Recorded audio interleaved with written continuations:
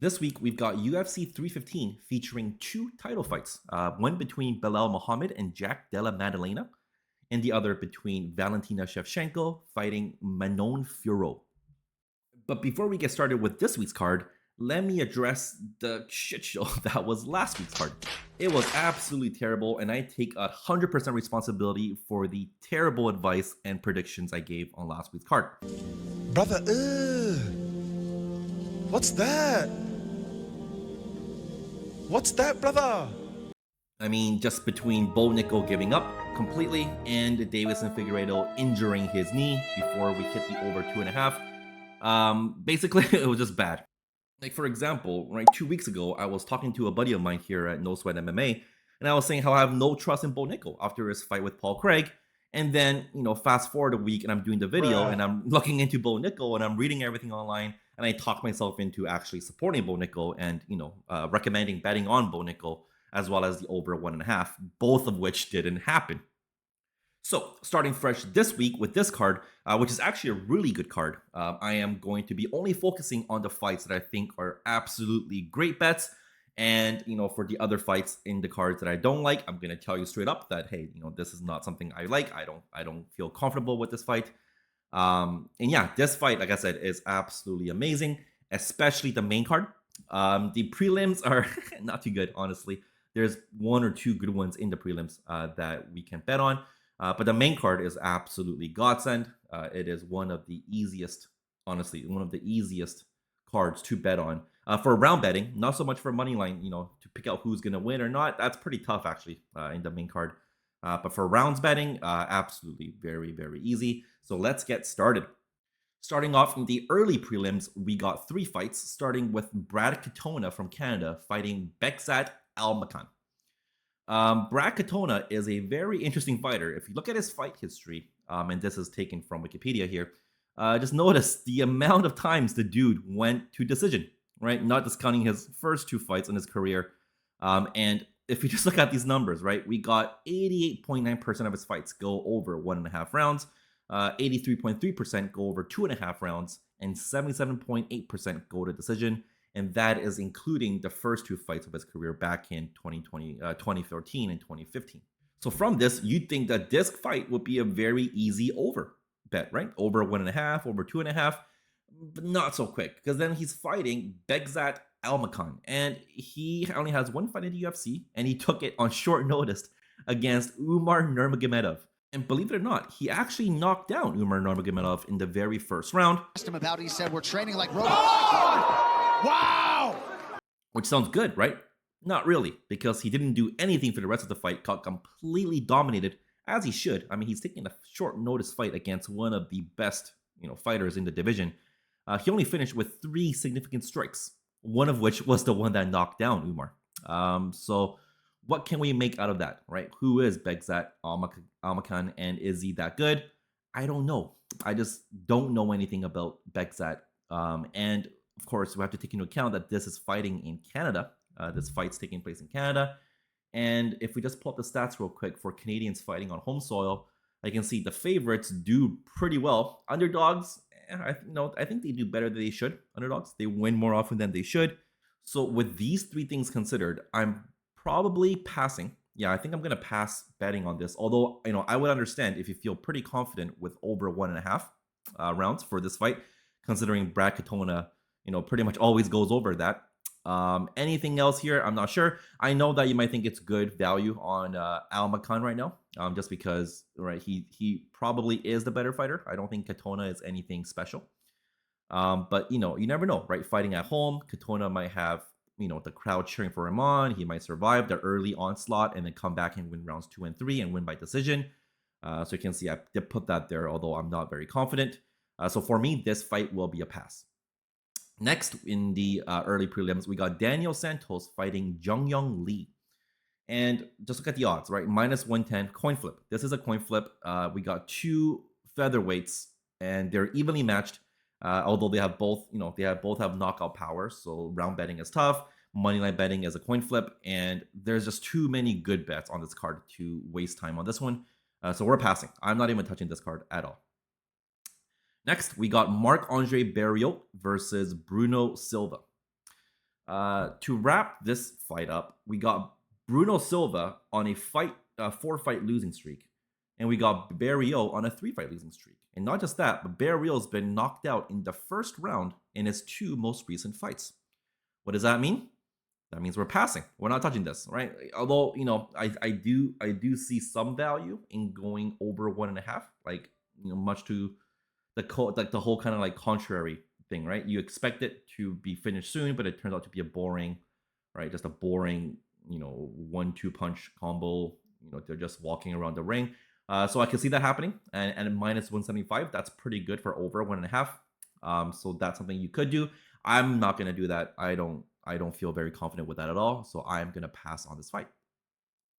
Next, we go to the prelims, starting off with Navajo Stirling fighting Ivan Erslan. Navajo Stirling has pretty good kickboxing, right? He's got a kickboxing background. He's pretty fresh. He's pretty green in UFC. He's only 6-0, fighting Ivan Erslan, who is 14-4. So Erslan has more experience, which obviously matters, right? We just saw what happened between Bo Nico and RDR. Experience definitely matters.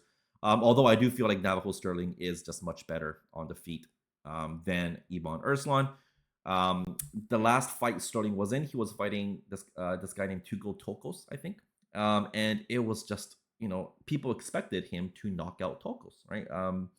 And it was not. It was just a very, very boring kickboxing match. Extremely boring. Although he did dominate the fight. He was never in danger of losing. But it does, put a little question mark on whether or not Navajo Stirling is going to come in here and just knock out Ivan Erslan. And then, although, to be fair, Tokos completely just turtled up that fight. But who's to say that Ivan Erslan won't do the same, right? And the other thing is Ivan Erslan could choose to maybe wrestle, right? And we haven't seen that side of Navajo Stirling's game, the wrestling grappling side. So again, there's way too many good bets on this card, right? I could see in a different card, right? This fight might be a good one, especially for Stirling, right? His money line. Or KO and decision combination, because he's probably not going to submit Ivan Erslan. Even round betting could be a good one, right? Only minus 180 for over 1.5, and it's possible, right? But for this card, I'm just going to pass. There's too many good fights. I don't think it's worth risking money on these type of odds in this fight. Moving on next, we have Modestas Bukauskas fighting Ion Cutelaba. Again, this fight is not for me. Not for me. I am passing. Minus 110 for both of these, aka just a coin flip. And it is a Ion Cutelaba fight. This guy is the hardest guy, right? If you know, you know. This guy is the hardest guy to predict. If you think he's gonna win, he loses. You think he's going to finish, he goes a decision. You think this is gonna be a boring decision fight, it gets finished in the first round.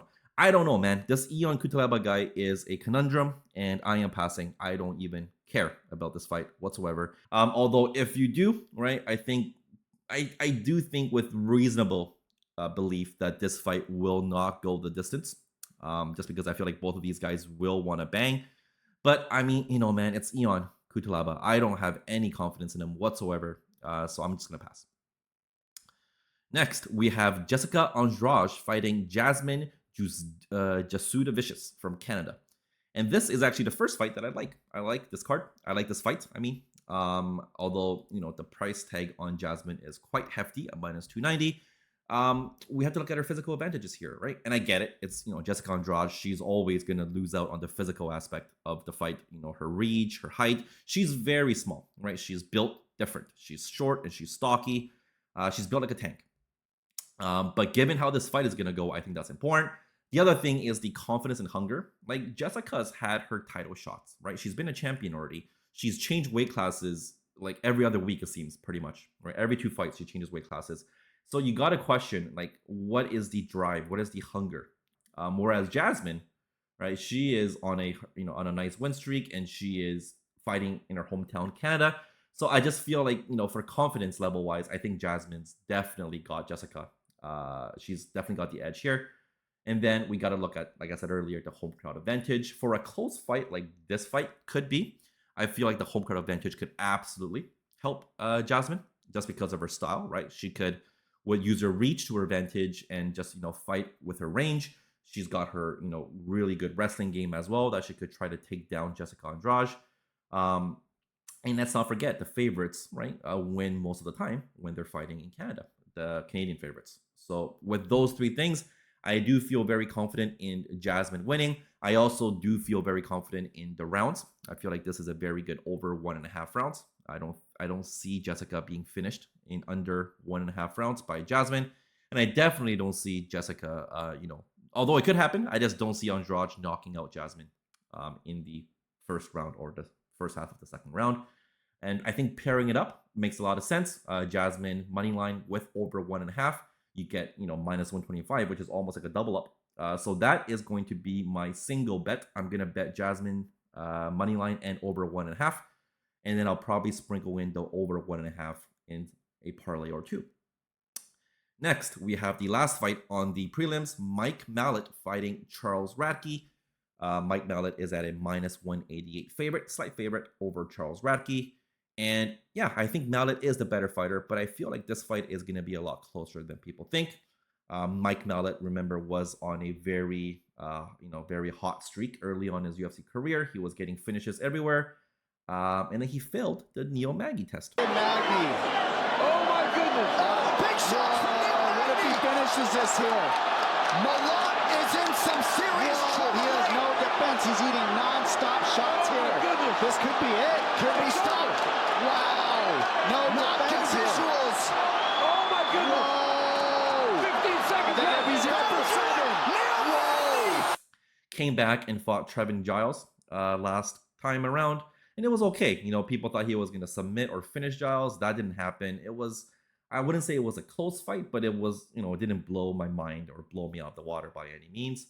I get it. There's a home crowd factor cheering for Mike Malott here, but I just feel like this fight is too close. I'm not feeling super confident in betting on Mike Malott to win, nor am I that confident in this fight going over or under for that matter. I just don't really know. And I'm just passing it. There's too many good fights in this card. I am going to pass this last prelim fight. On to the main card, and all of these fights are awesome. They're just awesome. Starting off with Benoit Saint-Denis fighting Kyle Prepolec. This was a last-minute replacement fight. Kyle Prepolec was replacing Alvarez last minute. That Alvarez and Benoit Saint-Denis fight, oh my goodness. Both of those guys refuse to see the decision card. Like, they never go to the judges' scorecard. So that was a really good under bet. So we got Kyle Prepolec stepping up instead. And obviously, as the number suggests, minus 1,000 favorite for Benoit Saint-Denis, as it should, because he's fighting a 12-7, last-minute replacement.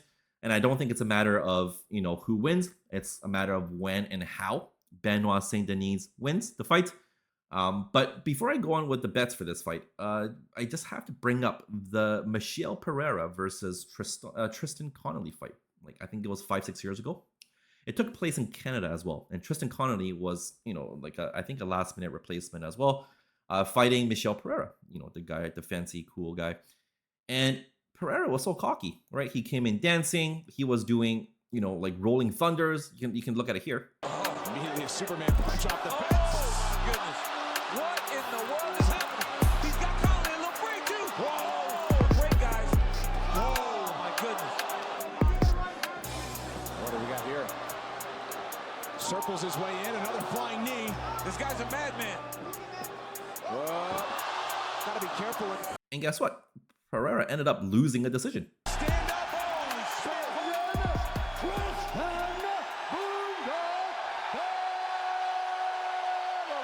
And when he was like heavily favored, he was like minus 500 or 600 or something like that. And he lost. So I'm just putting that here, right? I don't think Benoit Saint-Denis is going to do some rolling thunders and dance.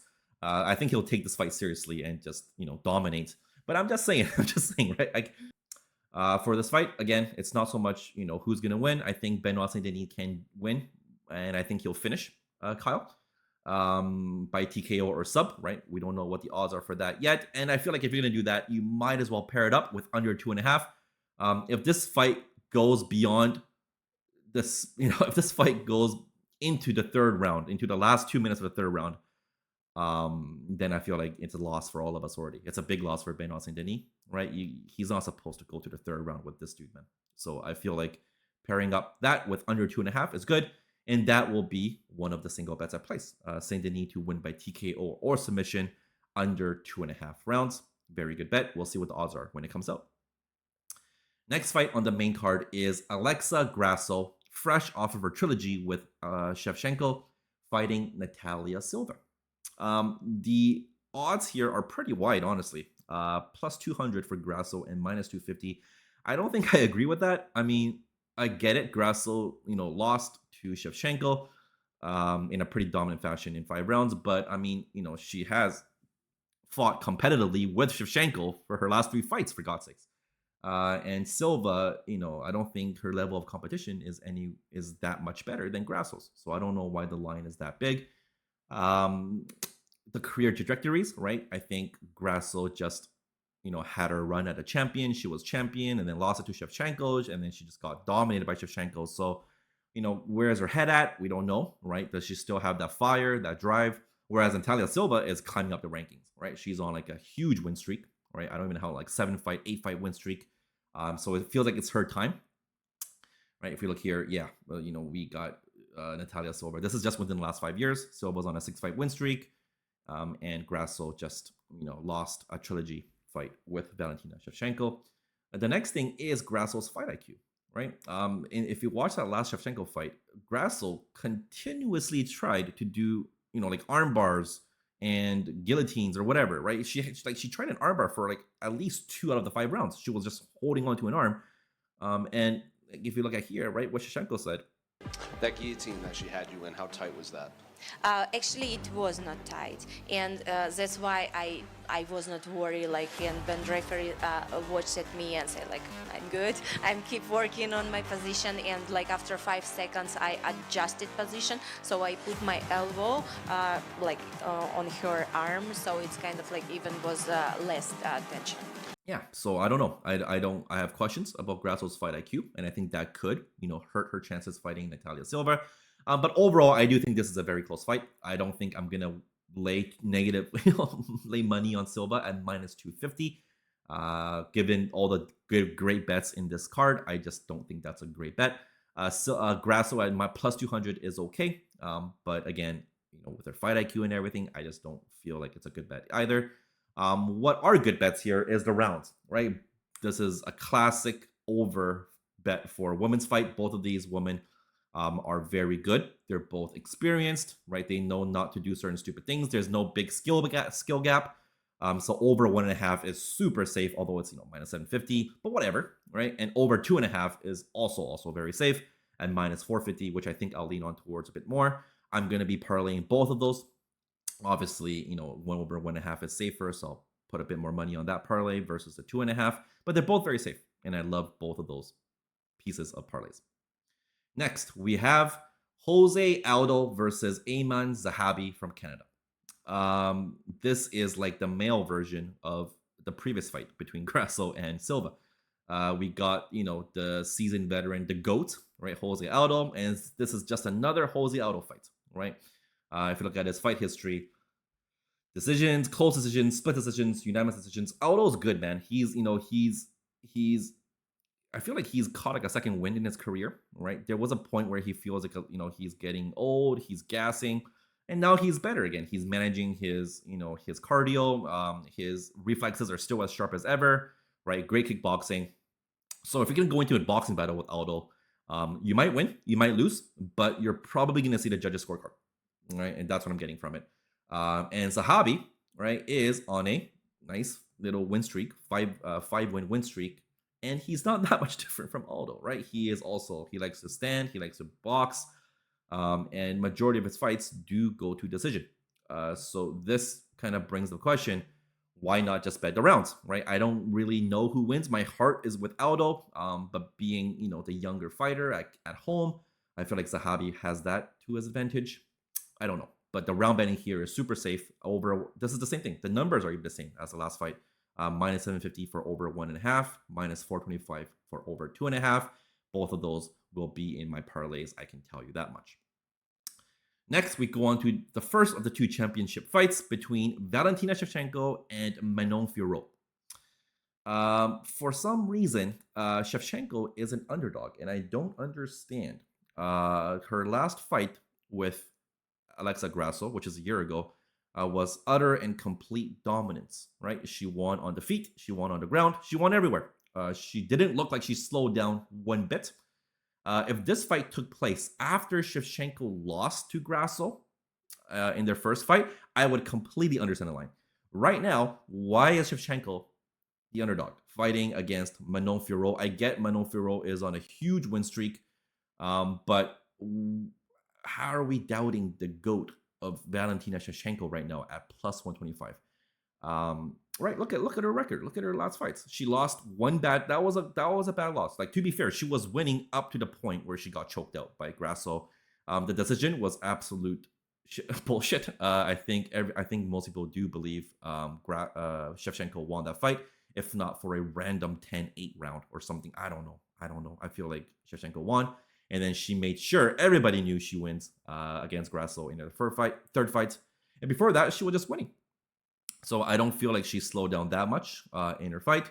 Looking at Fiorot, I think the word on the street is that Fiorot is better striker than Shevchenko. I don't know. I don't know. Is she? Maybe a little bit, but is that tiny edge enough to compensate for the big difference on their grappling? Right. I'm pretty sure Shevchenko's takedown and ground game is better than Manon Fiorot's.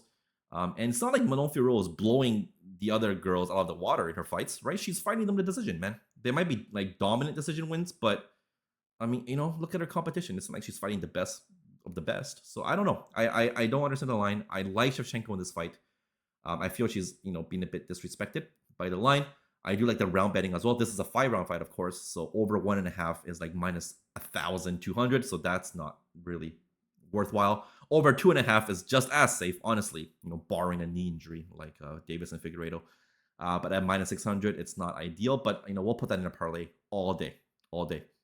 I am pretty confident in Shevchenko winning. And if you're gonna bet Shevchenko, why not pair it with over 1.5, right? Or 2.5 if you want. But you can see it's not that different. Plus 150 versus plus 170. So I'm just gonna stick with over 1.5. I do think Shevchenko wins. I might be a bit old school in that thinking, but I'm believing Shevchenko until I see it with my eyes that she's fallen from grace. All right, last fight on the card is Belal, remember the name, Muhammad, fighting Jack Della Maddalena. And this fight, the odds are at minus 188 and plus 162. I feel like that's a good line for Belal, right? I don't see Jack beating Belal. Belal is really, really good. He's a champion. Just disrespected. I feel like Belal is overlooked just because he doesn't finish fights. This question's for Belal. Do you think you could win a street fight by decision? But it's not like Georges St. Pierre finished a lot of fights in his career, right? But we still call him the GOAT. I'm not impressed with Jack. I'm very glad you won that fight, Matt, but I'm not impressed by your performance. Della Maddalena's last win over Gilbert Burns. I feel like Burns was winning that fight up to the point where he lost. And Burns is aging quite badly, right? His last good fight was a loss against Khamzat Chimaev. So that, Burns is Burns. And I think his win over Burns doesn't really say that much. Belal is the champion, rightfully so. And I'm feeling very, very good that this will become another Belal Muhammad fight. A 5-round dominance. I don't think Jack can handle Belal's non-stop, relentless pressure. I don't think many people in the weight class or in UFC in general can handle Belal's pressure, right? It's kind of like Merab, right? Dvalishvili. Can you handle that type of pressure, that type of wrestling, that type of pressure? I don't think Jack can over 5 rounds. So I am leaning heavily, feeling very confident with Belal moneyline. And why not just, if you're going to bet Belal moneyline at minus 188, you might as well pair it up with an over 1.5 because, Belal's not going to finish Jack in the first round, right? So you get, nicer line at minus 150 for that. I will be doing that for a single bet and a parlay. And then for round betting, it's just do whatever you want. Over 1.5, over 2.5, sure. Right? You can even do the classic Muhammad by decision.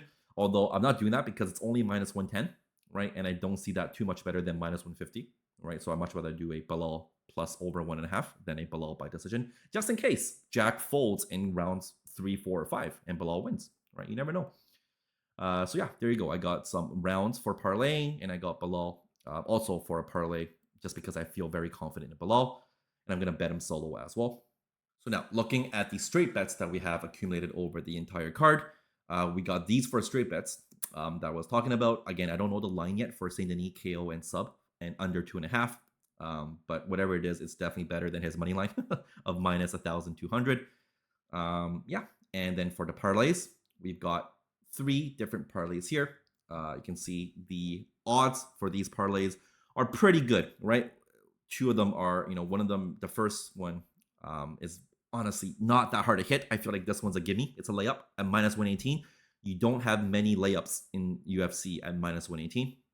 And the other 2 are almost, if not, layups as well. Might be a little reverse layup or a floater. The plus 218 is really sweet, right? You're tripling up your money for just these fights to do what they're supposed to do, which is to go over, their rounds, which they almost always do. And then you just need Muhammad to win, which I think he will. So yeah, these are the parlays, and those are single bets. And best of luck. Let's see how this goes.